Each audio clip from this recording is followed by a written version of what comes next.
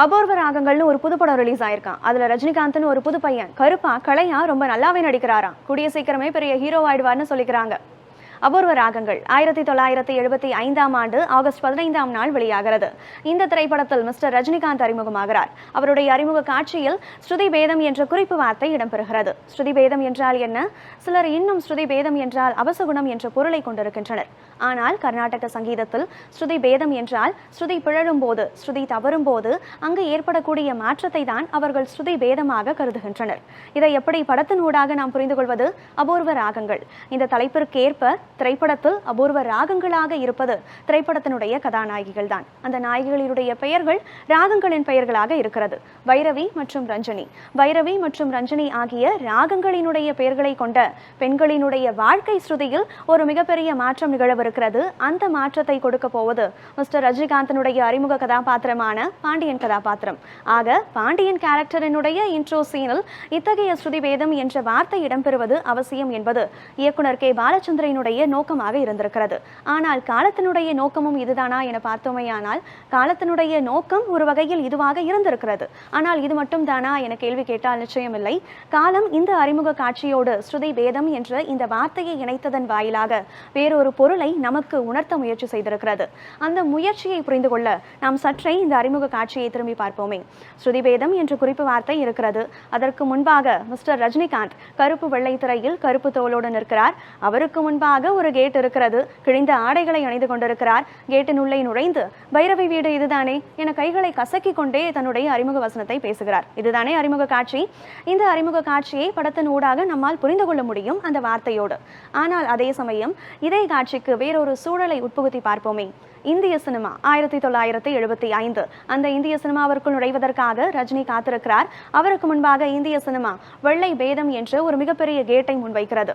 இந்திய சினிமாவில் அக்காலத்தில் வெள்ளை தோலுடையவர்கள் மட்டுமே கோலோச்ச முடியும் என்ற எழுதப்படாத விதிமுறை எழுந்த காலத்தில் இந்திய சினிமாவிற்குள் ஸ்ருதி பேதமாக ரஜினி நுழைந்தார் என்ற வருகை பதிவைத்தான் காலம் நமக்கு இந்த காட்சியின் ஊடாக பொருத்த நினைக்கிறது, உணர்த்த நினைக்கிறது. அப்படி கேட் முன்வைக்கப்படும் போது அந்த அறிமுக நடிகராக அன்று மிஸ்டர் ரஜினிகாந்துக்கு இருந்தக்கூடிய புரிதல் என்னவாக இருந்திருக்கிறது என்பதை இன்று நாம் உணர வேண்டியது மிக அவசியமாகிறது. எனக்கு முன்பாக என்னை போலவே ஒரு கருப்பு தோலுடைய நடிகர் இந்த பாதையில் நடந்து சென்றிருந்தால் என்னால் இன்று இந்த கேட்டை திறக்க வேண்டிய அவசியம் ஏற்பட்டிருக்காதே என்ற எதிர்பார்ப்பு அந்த அறிமுக நடிகரிடம் அன்று கிடையாது. இல்லாவிடல் எனக்கு பரிச்சயப்பட்ட ஒரு நல்ல திரைப்பிரபலம் எனக்கு முன்பாகவே தெரிந்திருந்தால் இந்த திரைத்துறையின் ஊடாக இந்த கேட்டை ஒரு பரிந்துரையின் பேரில் எனக்கு திறக்க செய்திருக்கலாமே என்ற தேடலும் அந்த அறிமுக நடிகருக்கு அன்று கிடையாது. மாறாக அவருக்கு இருந்தது இந்த ஒரு நல்ல புரிதல். இது எனக்கான இந்திய சினிமாவிற்கான பாதை. இந்த பாதையில் இருக்கக்கூடிய கதவை திறக்க வேண்டிய கடமை முழுதும் என்னுடையதுதான் என்ற புரிதலோடு அந்த கேட்டை திறந்தார். கேட்டிற்குள்ளாக சென்றார். இந்திய சினிமாவிற்குள் நுழைந்தார். ஆக இந்திய சினிமாவினுடைய ஸ்ருதிபேதம் மிஸ்டர் ரஜினிகாந்த் என்ற இந்த புரிதலைத்தான் காலம் நமக்கு உணர்த்தி இருக்கிறது. ஸ்ருதிபேதமாக எப்படி உருவெடுத்தார்? ஒரே ஸ்ருதியில் பயணித்த இந்திய சினிமாவினுடைய ஸ்ருதியில் மாற்றத்தை கொண்டு வருகிறார். நிறபேதத்தை உடைத்து ஸ்ருதிபேதமாக உருவெடுக்கிறார். இதுதான் காலத்தினுடைய பொருளை உணர்த்தக்கூடிய முயற்சி. இத்தகைய முயற்சிக்கு இதே திரைப்படத்தில் கவியரசர் கண்ணதாசனால் எழுதப்பட்ட வார்த்தைகளும் எழுத்துக்களும் ஒத்துழைப்பு நல்கி இருக்கிறது என்பதுதான் மிகப்பெரிய தற்செயலான ஒரு ஆச்சரியம். கவியரசர் கண்ணதாசன் இந்த திரைப்படத்தில் வரக்கூடிய கேள்வியின் நாயகனை பாடலில் இத்தகைய வரிகளை எழுதியிருக்கிறார். பேதம் மறைந்ததென்று கூறு கண்ணே, நமது வேதம் தன்னை மறந்து நடக்கும் முன்னே. அகைன் இந்த வரிகள் அனைத்தும் இந்த திரைப்படத்தில் வரக்கூடிய நாயகிகளுக்காகவே பிரத்யேகமாக எழுதப்பட்ட வரிகள் தான் என்றாலும் கூட காலம் இந்த வரிகளை சற்றே தனக்கான உதவியாக மாற்றிக்கொள்கிறது. பேதம் மறைந்ததென்று கூறு கண்ணே, நமது இந்திய சினிமாவினுடைய நிற பேதம் மறைந்ததென்று கூறு கண்ணே, வேதம் மறைந்ததென்று புதிய வேதம் படைத்ததென்று புதிய வேதத்தோடு நடப்போம் முன்னே. இந்த வரிகளின் வாயிலாக இந்திய சினிமாவினுடைய பழைய வேதங்கள் அனைத்தையும் உடைத்தறிந்து நிறபேதம் இல்லாமல் இந்த இந்திய சினிமாவில் அனைத்து நிறமுடையவர்களுக்கும் சமமான வாய்ப்புகள் கிடைக்க பெறுகிறது என்ற புதிய வேதத்தோடு நடப்போம் முன்னே. ஆக கவியரசர் கண்ணதாசனினுடைய இந்த எழுத்துக்களும் அன்றைய அறிமுக நடிகரான மிஸ்டர் ரஜினிகாந்திற்கு பொறுத்தே எழுதப்பட்டிருக்கிறது.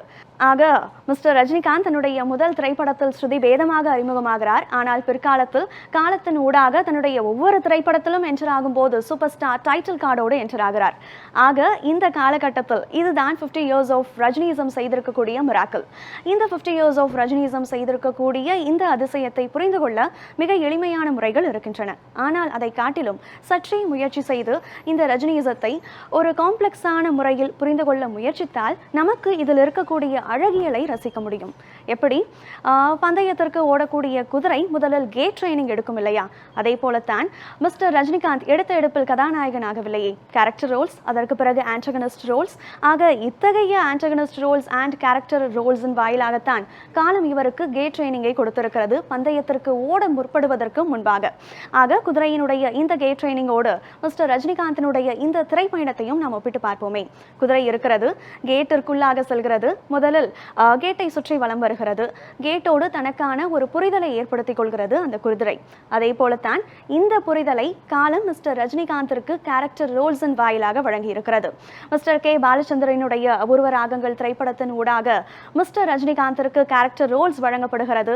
திரையில் ஆங்காங்கே சில நிமிடங்கள் மட்டுமே தோன்றினாலும் இந்த கேரக்டர் ரோல்ஸின் வாயிலாக ஒரு கேரக்டர் ஆர்டிஸ்டாக திரைத்துறையில் தனக்கான பந்தத்தை ஏற்படுத்திக் கொள்கிறார் மிஸ்டர் ரஜினிகாந்த். கேரக்டர் ரோல் செய்து கொண்டிருந்த மிஸ்டர் ரஜினிகாந்திற்கு ஆன்டகனிஸ்ட் ரோல்ஸ் வழங்கப்படுகிறது. 3 முடிச்சு தொடங்கி ஆடுபுலி ஆட்டம் என இது ரஜினி ஸ்டைல் என ஸ்டைலிஷான வில்லனாக தன்னை அடையாளப்படுத்திக் கொள்கிறார் மிஸ்டர் ரஜினிகாந்த். காலத்தின் ஊடாக ஒரு ஸ்டைலிஷான வில்லனாக நெகட்டிவ் ஷேடின் ஊடாக தமிழ் சினிமாவில் தடம் பதித்துக் கொண்டிருக்கிறார் மிஸ்டர் ரஜினிகாந்த். வில்லன் ரோல்ஸை செய்து கொண்டிருக்கும் மிஸ்டர் ரஜினிகாந்தினுடைய திரைத்துறையின் கேட்டின் முன்பக்க கதவு அடைக்கப்படுகிறது. முன்பக்க கதவு அடைக்கப்பட்ட பிறகு அதே முன்பக்க கதவு இன்னும் சில நிமிடங்களில் திறக்கிறது. வைரவி மற்றும் 6 to 60 வரை திரைப்படங்களின் வாயிலாக புரோட்டகனிஸ்டாக கதையினுடைய முழு வலுவையும் தன்னுடைய தோளில் சுமக்கக்கூடிய கதையின் நாயகனாக மிஸ்டர் ரஜினிகாந்த் பந்தயத்தில் ஓடத் தொடங்குகிறார். அன்று ஓடத் தொடங்கிய அந்த பந்தய குதிரையினுடைய ஓட்டம் தான் இன்று வரை நீடிக்கிறது. இதுதான் 50 இயர்ஸ் ஆஃப் ரஜினிசத்தினுடைய மிராக்கிள் இல்லையா? அந்த குதிரையினுடைய ஓட்டத்தின் வயது 50, அந்த குதிரையினுடைய வயது 74. 74 வயது குதிரை 50 ஆண்டுகளாக ஓடிக்கொண்டிருக்கிறது. ஆனால் இந்த குதிரையின் மேல்தான் தமிழ் சினிமா 1000 கோடி ரூபாய் பந்தயத்தை கட்டியிருக்கிறது. ஆக 1000 கோடி ரூபாய் பந்தயத்தை ஜெயித்தால்தான் இந்த குதிரையினுடைய வெற்றியா என கேட்டால் நிச்சயம் கிடையாது. 74 வயதிலும் இந்த குறிப்பிட்ட குதிரையின் மேல்தான் 1000 கோடி ரூபாய் பந்தயத்தை கட்ட முடியும். இந்த குதிரை தான் 1000 கோடி ரூபாய் பெட்ட ஜெயிக்கும் அப்படிங்கிற நம்பிக்கையை உண்டாக்கியதே இந்த குதிரையினுடைய வெற்றிதானே. இந்த குதிரை 50 ஆண்டுகளாக ஓடிட்டு இருக்கு. இவ்வளவு நாள் ஏன் ஓடுற, போதும் போய் ரெஸ்ட் எடுன்னு சொல்வதில் அழகில்லையே. 50 ஆண்டுகளாக ஓடிக்கொண்டிருக்கிறாய். 1950s மாடல் தொடர்ந்து ஓடிக்கொண்டே இருக்கிறாய். பல லட்சம் கிலோமீட்டர்களை கடந்து கொண்டிருக்கிறாய். உன்னுடைய பாதச்சுவடுகளின் வாயிலாகத்தான் இனி வரக்கூடிய பந்தய குதிரைகளினுடைய பாடங்கள் இருக்கிறது, படிப்பினை இருக்கிறது. நீ தொடர்ந்து ஓடு என சொல்வதில் தானே அழகியல் இருக்கிறது. இந்த அழகியலை ரசித்து கொண்டே கூலியாக தன்னுடைய வாழ்க்கையை தொடங்கிய சூப்பர் ஸ்டாருக்கு உகந்த கூலியை இந்த கூலியின் வாயிலாக கொடுப்போம். ஏனெனில் தெய்வத்தால் ஆகாதனினும் முயற்சி தன் மெய்வருத்த கூலி தரும் இல்லையா?